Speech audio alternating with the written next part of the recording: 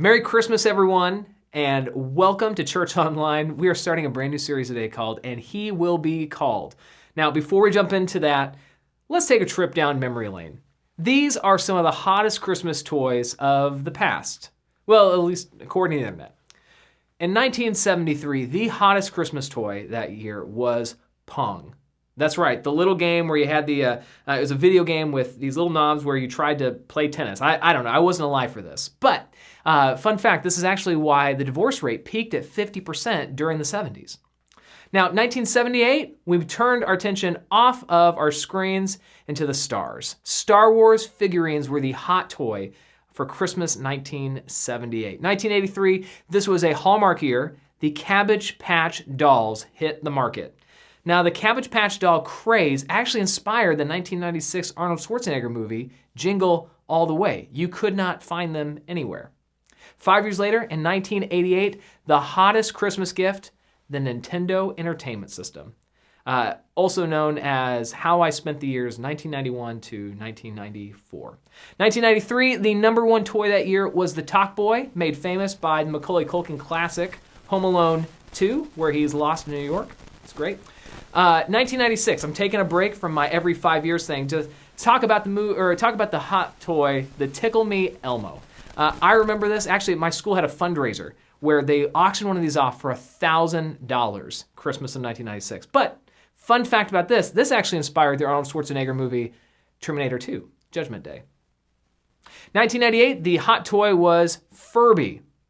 2003, I'll be honest, I'd never heard of this before. Robo Sapiens. This is a remote-controlled toy robot with 67 pre-programmed actions, movements, and noises. Like I said, never heard of it before, but the internet tells me, big toy. 2008, we're back to Elmo, the Elmo Live. Or, maybe it's Elmo Live. I don't know. It was like an Elmo that did all sorts of stuff.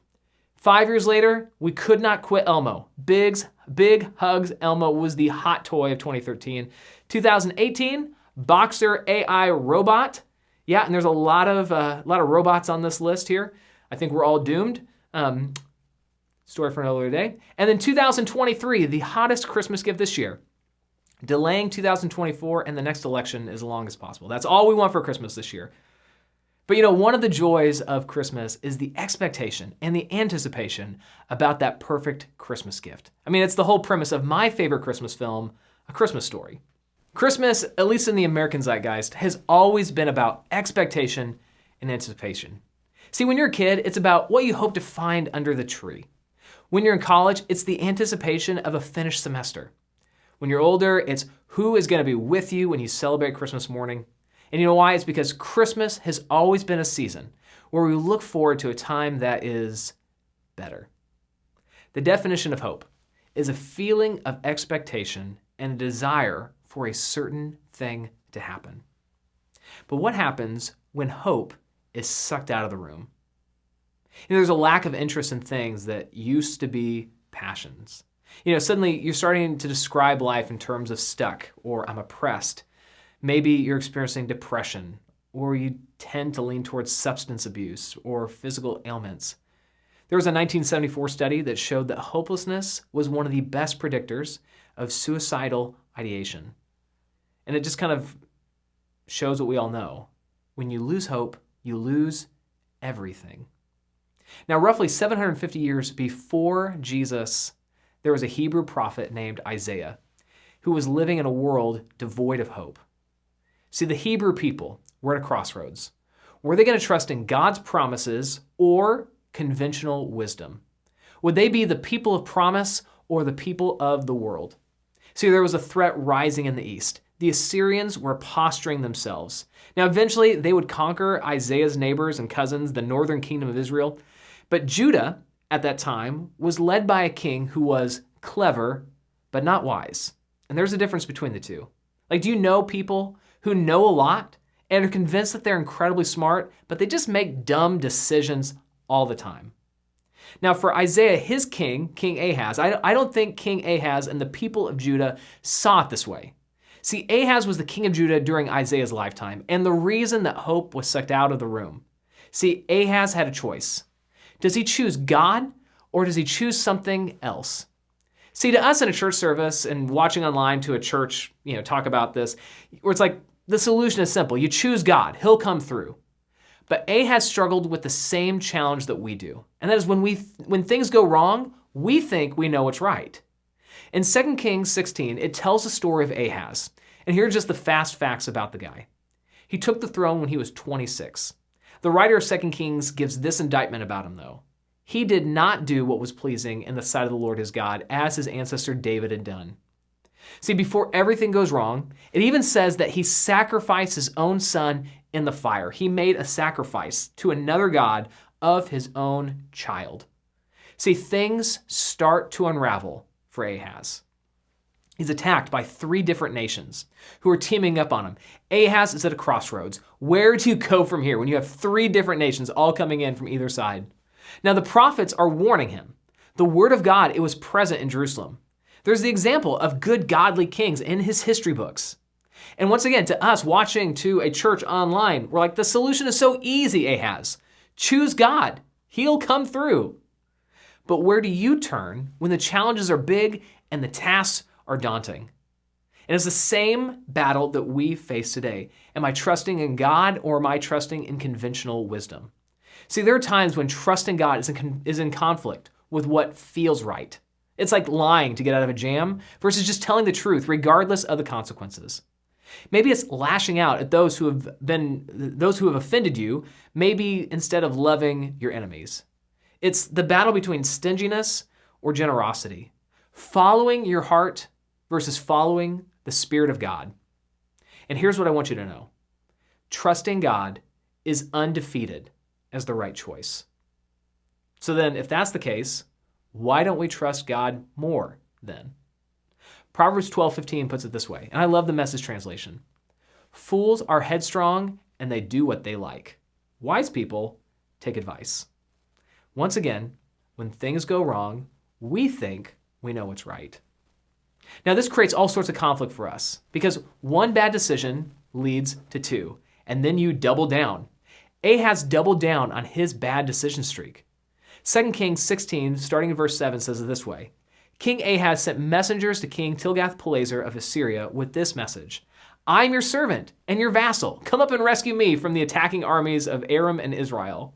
Then Ahaz took the silver and gold from the temple of the Lord and the palace treasury, and he sent it as a payment to the Assyrian king. What he's saying is like, hey, Assyria, I'm your servant. Let me give you some money. I don't feel like I have to say this, but I'm going to anyway. This is a bad call. The Assyrians are ruthless and not good partners. You cannot trust them. The writer of 2 Chronicles, which is like a companion book to 2 Kings, gives an even stronger rebuke of this decision. It says in 2 Chronicles 28, starting in verse 19, the Lord was humbling Judah because of King Ahaz of Judah, for he had encouraged his people to sin and been utterly unfaithful to the Lord. So when King Tilgath-Pileser of Assyria arrived, he attacked Ahaz instead of helping him. Now Ahaz took valuable items from the Lord's temple, the royal palace, and from the homes of his officials, and gave them to the king of Assyria as tribute. But listen to this part. But this did not help him. The silver and the gold that Ahaz takes from the temple was a payoff to get the king of Assyria to stop. But one bad decision leads to another. Once again, when things go wrong, we think we know what's right. You would think that Ahaz would learn his lesson. The Assyrians are not friends, but he meets with the king of Assyria in Damascus anyway.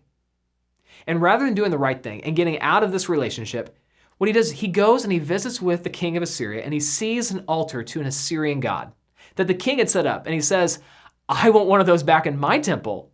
And listen to why he does this. In 2 Chronicles 28, starting verse 23, it says, he offered sacrifices to the gods of Damascus who had defeated him. For he said, since these gods helped the kings of Aram, they will help me too, if I sacrifice to them. But instead, they led to his ruin and the ruin of all Judah. See, Ahaz ends up even relocating items made for God to make room for these items made for enemy gods. And the accumulation of all this is that these decisions weaken and they humiliate Ahaz's people and his kingdom. And once again, I wonder if they even saw it this way. Now, one person did. Isaiah, the prophet. But I wonder if Ahaz and his supporters even saw it that way initially. See, Isaiah is looking at this situation and how his people were on the precipice of disaster. And he's certainly longing for hope. And before I get to what hope God gives, it'd be important to summarize Ahaz's life and foolishness just one more time so we can just see it laid all out in front of us. Remember, that definition of hope from earlier is simply its anticipation and expectation for something to happen. And Ahaz had hope, but it was counterfeit hope. He was anticipating something. And here was Ahaz's recipe for counterfeit hope. Things went wrong. He thought he knew what was right. The first thing he did was when things were good, he did what was bad. See, his reign starts off and things are actually really good for him in the kingdom. It doesn't say that he sacrificed his son in a crisis. It was probably during peace and stability. And one of the traps we all fall into is we trust ourselves so much in thinking that good seasons give us license to sin, or the way the Bible would define sin is just missing the mark. So it's in times where kids get good grades, your wife is happy, and that's when you check out and you neglect them just to be a workaholic or consumed in your hobbies. And just as an aside, you are sacrificing your son in that moment too. Or maybe you're killing it at work. That's when you buy the new car and you're getting the new house as well. And that is the time when you rekindle that old college flame. Don't mistake good seasons for God's favor, because you're inclined to trust yourself too much when it's good. Here's the second thing that Ahaz does. When things got bad, he sought the wrong help. The enemies had crept in, and he chose not to trust the promises of God, but the promises of the Assyrians. Whose help do you seek when the situation gets sticky? When you go through a dip, do you turn to alcohol? Do you turn to old religions? Do you turn to past mistakes? See, God says he will be our refuge in times of trouble. And one of the dangers of following wrong help is it appears to be a refuge. And it might be protected, but not with locks and stone, but with screen doors and open windows. Here's the third thing that Ahaz did. When the hole got deep, he just dug deeper. See, his kingdom is getting weaker and weaker. And he just had to raid the temple to pay off the king of Assyria. And he doesn't view that king with contempt, but he sees him instead as a model. Whose life do you want to copy? Because your heroes tell you a lot about your values. Now, the real tragedy was Ahaz probably didn't even realize what his epitaph was going to read. See, the Bible is not complimentary of Ahaz, but I don't think he listened to anyone else anyway.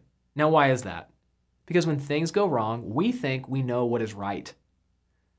One of the real tragedies of a story like this is people like Isaiah are at the mercy of people like Ahaz. See, Isaiah's sitting back and he's watching this. He sees the writing on the wall. He knows Judah is in danger with this kind of leadership. The people of promise were becoming just like the people of the world. This new deadly threat is rising in the form of the Assyrians.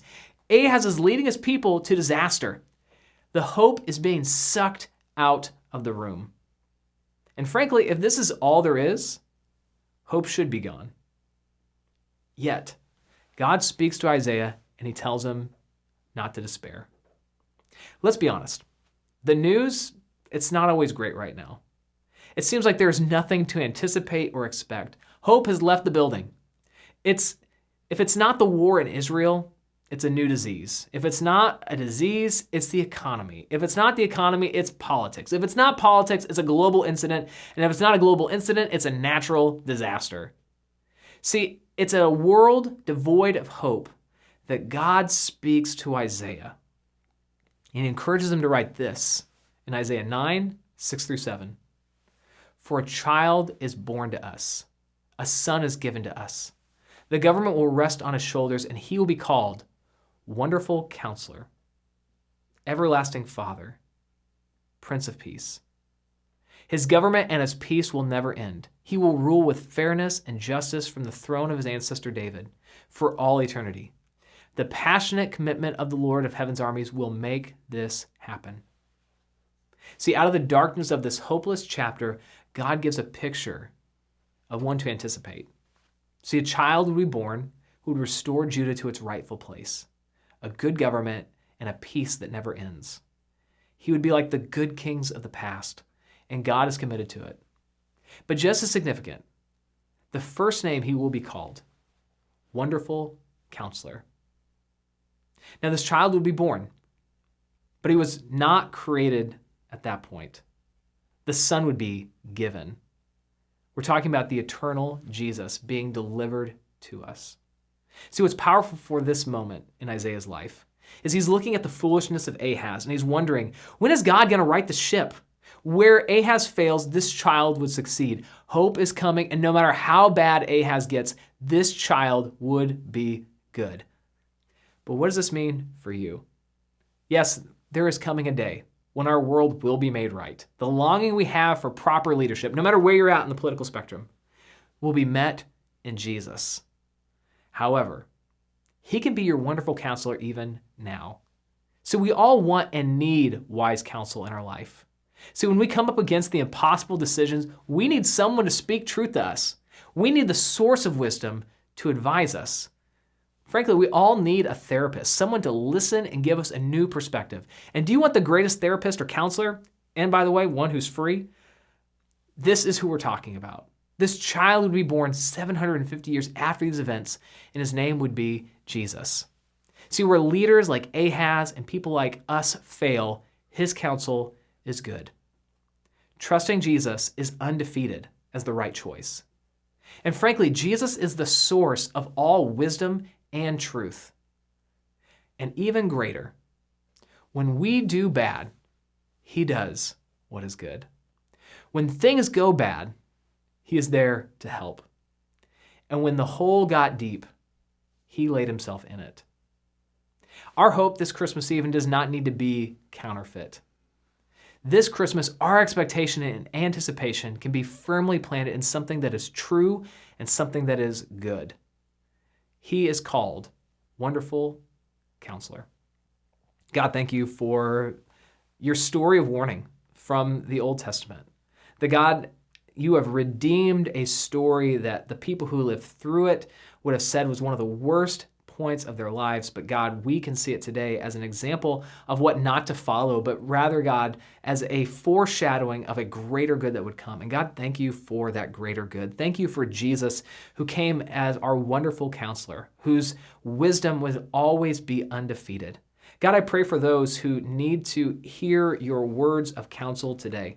That God, whatever situation that they are going through, that God, they have that choice. Do I trust in my own conventional wisdom, or do I trust in your promises? That God, that they would trust in you and recognize that having that kind of audacious faith is undefeated in their life. God, I pray for those who need to say yes to you for the very first time, that you just put this prayer on their lips, that God, I'm asking you to forgive me my sins and take full control of my life. And that God, that you would do something miraculous in their world. That God, that you would give them a new hope and a new anticipation and a new expectation, that whatever challenge they face today would be seen through the lens of a greater God who wants to restore and redeem them. I pray, Son, your Son, Jesus' name, amen.